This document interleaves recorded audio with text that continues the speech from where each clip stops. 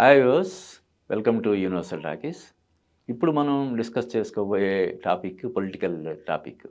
అంటే ఈ ఈ మధ్య కాలంలో దేశవ్యాప్తంగా చర్చనీయాంశమైనటువంటి ఓట్ చోరీ అంటే రాహుల్ గాంధీ ఏదైతే విస్తృతంగా ప్రచారం చేసి ముఖ్యంగా బీహార్ ఎలక్షన్స్‌లో దీన్నే ప్రధాన ఎజెండాగా తీసుకొని ఆయన ఏదైతే చేశాడో ఇంచుమించుగా ఒక యుద్ధం లాంటిది చేశాడో అది కాస్త భయంకరంగా బెడిసి కొట్టడం అనేది ఇప్పుడు చర్చనీయాంశం అవుతుంది.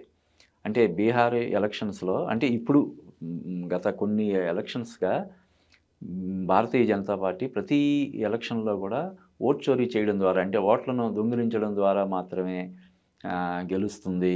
ఈ గెలుపు వెనకాల ఇది ఇంత భయంకరమైనటువంటి కుట్ర ఉంది, చోరీ ఉంది అని చెప్పి రాహుల్ గాంధీ చాలా పెద్ద ఎత్తున ప్రచారం చేశాడు. ఒక ఉద్యమంలాగా ఆయన చేశాడు. అయినప్పటికీ కూడా బీహార్ ఎలక్షన్స్‌లో కనీస స్థాయిలో కూడా ఆ ప్రభావం లేకపోవడం అనేది ఇప్పుడు పెద్ద స్థాయిలో చర్చ జరుగుతుంది. అంటే జనాలు ఓట్ చోరీ గురించి పట్టించుకోలేదా? లేదా రాహుల్ గాంధీ మాటల్ని పట్టించుకోలేదా? ఏంటనే దాని గురించి ఇప్పుడు అంటే బీహార్‌లో ఎలక్షన్స్‌కి ముందు దాదాపుగా 2,00,00,000 మంది మహిళలకు రూ. 10,000 చొప్పున మహిళలకు సంబంధించినటువంటి ఏదైతే అంతకుముందు మన చంద్రబాబు నాయుడు కూడా అంతకుముందు ఎలక్షన్స్‌లో 2019లో ఆయన ఎలక్షన్స్ ముందు పసుపు, కుంకుమ పేరుతోటి మహిళలకి 15,000 చొప్పున చేశాడు. మరి అది ఏమాత్రం ఆయనకి హెల్ప్ అవ్వలేదు. పార్టీకి హెల్ప్ అవ్వలేదు. చాలా దారుణమైనటువంటి ఓటమికి గురయ్యాడాయన. అటువంటిది బీహార్‌లో ఆహ్, ఆహ్, కూటమి ప్రభుత్వం ప్రవేశపెట్టినటువంటి ఆ పథకం ఏదైతే ఉందో ప్రతి మహిళకి బీహార్‌లో ఉన్న ప్రతి మహిళకి రూ. 10,000 చొప్పున దాదాపుగా 20,000 కోట్ల నుంచి 30,000 కోట్లు ఖర్చు పెట్టడం వల్ల ఎన్నికల్లో గెలిచారనే వాదన ఒకటి వినిపిస్తుంది. ఇంకోటేమో కాంగ్రెస్ పార్టీ వాళ్ళు ఇప్పుడు మన తెలంగాణ కాంగ్రెస్ లీడర్స్ కూడా బీహార్‌లో ఓట్ చోరీకి పాల్పడడం వల్ల భారతీయ జనతా పార్టీ కూటమి అక్కడ అధికారంలోకి మళ్ళీ వచ్చిందని చెప్పి ఆరోపణలు చేస్తున్నారు. అయితే అట్ ది సేమ్ టైమ్ ఇక్కడ జూబ్లీ హిల్స్ ఎలక్షన్స్‌లో కాంగ్రెస్ పార్టీ ఘన విజయాన్ని సాధించడాన్ని వాళ్ళు మర్చిపోతున్నారు. నిజంగానే ఓట్ చోరీ అలా అటువంటిది ఏదైనా ఉంటే మరి జూబ్లీ హిల్స్ ఉప ఎన్నికలో కాంగ్రెస్ పార్టీ ఎందుకు అంత మెజారిటీ సాధించగలుగుతుందని చెప్పి కొంతమంది కూడా వ్యాఖ్యానిస్తున్నారు. అయితే మరికొంతమంది ఏం చెప్తారు, ఇటువంటి చిన్న చిన్న ఎలక్షన్స్‌ని బీజేపీ వదిలేస్తది.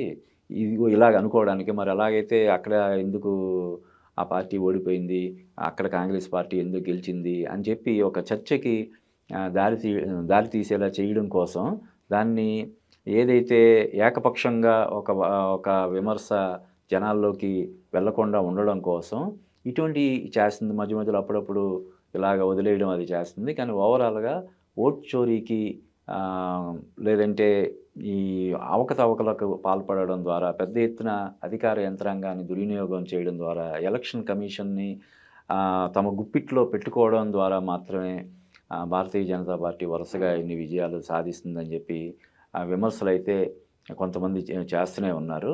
కానీ మరి బీహార్‌లో ముఖ్యంగా కనీస స్థాయిలో కూడా ఈ ఓట్ చోరీ ప్రభావం కానీ, లేదంటే భారతీయ జనతా పార్టీ పట్ల ఉన్నటువంటి వ్యతిరేకత కానీ, అక్కడ అధికార పక్షం నితీష్ అక్కడ వరుసగా 20 ఏళ్లుగా అధికారంలో ఉన్నటువంటి వ్యక్తి, ముఖ్యమంత్రిగా ఉన్నటువంటి వ్యక్తి. మరి యాంటీ ఎస్టాబ్లిష్మెంట్ ప్రభుత్వం పట్ల వ్యతిరేకత కానీ, లేదంటే కేంద్రంలో అధికారంలో ఉన్నటువంటి భారతీయ జనతా పార్టీ పట్ల కానీ వ్యతిరేకత ఇవన్నీ ఉండుంటే కనీసం ఓట్ల ఈ శాతాన్నైనా కాంగ్రెస్ పార్టీ పెంచుకోగలగాలి కదా! మరి కనీస స్థాయిలో కూడా ప్రభావాన్ని చూపించలేకపోవడాన్ని అందరూ కూడా ఇక్కడ ఇది చేస్తున్నారు, తప్పుపడుతున్నారు. అలాగే అక్కడ ప్రశాంత్ కిషోర్ పేరు గత 10 సంవత్సరాలుగా మనం జాతీయ స్థాయిలో వింటున్నాం. అక్కడ ఆ రాష్ట్రంలో మమతా బెనర్జీని గెలిపించాడు, ఇక్కడ జగన్‌ని గెలిపించాడు. లేదంటే ఇలాగా ఎక్కడికెక్కడ పార్టీలు అధికారంలోకి రావాలంటే ప్రశాంత్ కిషోర్‌కి వందలాది కోట్లు, 250 కోట్లు, 300 కోట్లు అతని ఫీజు ఇచ్చి మళ్ళీ అతని ఐడియాలని అతని సలహాలని ఇంప్లిమెంట్ చేయడానికి మళ్ళీ వందల కోట్లు, వేల కోట్లు కూడా ఖర్చు పెట్టి అధికారంలోకి వచ్చేస్తున్నారని చెప్పి పెద్ద స్థాయిలో చర్చ జరిగి ప్రశాంత్ కిషోర్ ఒక పెద్ద దీనిలాగా తయారైనటువంటి పరిస్థితుల్లో అతను సొంత రాష్ట్రమైనటువంటి బీహార్‌లో ఒక పార్టీ పెట్టి అతను చాలా స్థానాల్లో పోటీ చేసి, ఒక్క స్థానంలో కూడా గెలవకుండా, కనీసం తను కూడా గెలవలేని పరిస్థితిలో, చాలామంది డిపాజిట్లు కోల్పోయినటువంటి పరిస్థితుల్లో ఉండడం కూడా ఇప్పుడు చర్చనీయాంశం అవుతుంది. అంటే ఇప్పటివరకు ఏదైతే ప్రశాంత్ కిషోర్‌కి ఉన్నటువంటి ఒక క్రెడిబిలిటీ ఉందో, ఆ క్రెడిబిలిటీ అనేది మొత్తం పోయింది. అంటే ఏ ఏ ఏ రాష్ట్రంలో ఏ పార్టీ అధికారంలోకి వచ్చినా కూడా అక్కడ వాళ్ళకి స్థానికంగా అనుకూలించినటువంటి అంశాలు, వేరే అంశాల వల్ల గెలవడం తప్ప, కేవలం ప్రశాంత్ కిషోర్ ఇచ్చిన వ్యూహాలో, లేకపోతే అతను ఇచ్చినటువంటి ఐడియాల వల్లో వాళ్ళు గెలవడం జరగలేదన్న విషయం ఇక్కడ స్పష్టమైపోతుంది. అయినా ఒక రాజకీయ పార్టీ గెలుపు కోసం ఇటువంటి అంటే చీప్ ట్రిక్స్ అవి ప్లే చేయడం, ప్రశాంత్ కిషోర్ లాంటి వ్యూహకర్తలు ఇచ్చే ఇవి ప్లే చేయడం, లేదంటే ఆహ్, రాష్ట్ర ఆర్థిక పరిస్థితితో సంబంధం లేకుండా ఏవేవో ఆహ్, ఈ పథకాలు ప్రవేశపెట్టడం. ఉదాహరణకి ఈ పథకం ప్రవేశపెడితే మీరు అది ఉచిత బస్సు కావచ్చు, లేకపోతే పెన్షన్లు పెంచడం కావచ్చు, మరొకటి కావచ్చు. ఏదైనా సరే అటువంటివి అమలు చేయడం ద్వారా తర్వాత ఇప్పుడు ఉదాహరణకి ఇప్పుడు తెలంగాణలో రేవంత్ రెడ్డి ప్రభుత్వం ఎదుర్కొంటున్నటువంటి ప్రధాన విమర్శ ఏంటి? వాళ్ళు ఇచ్చినటువంటి హామీలు అంటే అమలు చేయలేకపోతున్నారు. ఒక్క ఫ్రీ బస్ పథకం, లేదంటే ఇటువంటి ఉచిత విద్యుత్ లాంటి 1, 2 పథకాలు తప్ప మిగతావి ఏవి కూడా అమలు చేయలేక చతికిల పడుతున్నారు. అందువల్ల వాళ్ళని ఓడించాలని చెప్పి ఇప్పుడు ప్రతిపక్ష పార్టీ అయినటువంటి బీఆర్ఎస్ పెద్ద స్థాయిలో ఉద్యమం చేస్తుందంటే, ఎలవి కానీ అమలు చేయడానికి వీలు కాని హామీల్ని గుప్పించి అధికారంలోకి రావాలన్న ఇది కూడా కరెక్ట్ కాదు. నిజానికి ఈ విషయంలో కోర్టులు అవసరమైతే జోక్యం చేసుకొని, లేదంటే రాజ్యాంగపరమైనటువంటి సవరణలు అంటే ఎవరికి పడితే వాళ్ళకి ఒక అవగాహన లేకుండా రాష్ట్ర ఆర్థిక పరిస్థితి గురించి కానీ, వాస్తవిక దీని గురించి కానీ అవగాహన లేకుండా ఇష్టానుసారం వాళ్ళు హామీలు ఇచ్చేసి, మభ్యపెట్టేసి ప్రజల్ని అధికారంలోకి రావాలనుకునే ఒక ఇది ఇప్పుడు మన భారత రాజకీయాల్లో నడుస్తుంది. ఇది చాలా ప్రమాదకరమైనటువంటి విషయం.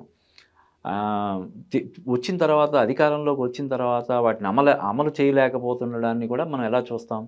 ఇప్పుడు నువ్వు అధికారంలోకి వచ్చి 2 ఏళ్ళు, 3 ఏళ్ళు అయిన తర్వాత కూడా నువ్వు ఏ హామీలను అడ్డం పెట్టుకొని నువ్వు అధికారంలోకి వచ్చావో, ఆ హామీలు అమలు చేయలేకపోతే మరి అది ఒక 6 నెలల, 1 ఇయరా, 2 ఇయర్స్‌లోనో అమలు చేయలేకపోయిన పరిస్థితుల్లో మళ్ళీ దాన్ని వెనక్కి వెళ్ళడమా, లేదంటే రాజీనామా చేయడమా ఏదో ఒకటి చేయాలి కదా! అదేం లేకుండా ఇక సరే తర్వాత ఎలా ఉంటదన్నదో చూద్దాంలే, ముందైతే మనం అధికారంలోకి రావడం కోసం హామీలు ఇచ్చేద్దాం అని విచ్చలవిడిగా హామీలు ఇచ్చేసి, తర్వాత వాటి గురించి అసలు నోరు మెదపకుండా హ్యాపీగా అధికారాన్ని అనుభవిస్తూ హ్యాపీగా గడిపేస్తుండడాన్ని మనం ఖచ్చితంగా ప్రజలు గమనిస్తున్నారు. ఇటువంటి విషయాల్లో మన రాజ్యాంగపరంగా కానీ, కోర్టుల పరంగా కానీ కొన్ని నిబంధనలు అయితే రావాల్సినటువంటి అవసరం ఉందని చెప్పి పెద్ద స్థాయిలో చాలామంది అభిప్రాయపడుతున్నారు. దీని గురించి విస్తృత స్థాయిలో చర్చ జరగాల్సిన అవసరం ఎంతైనా ఉందని నా అభిప్రాయం.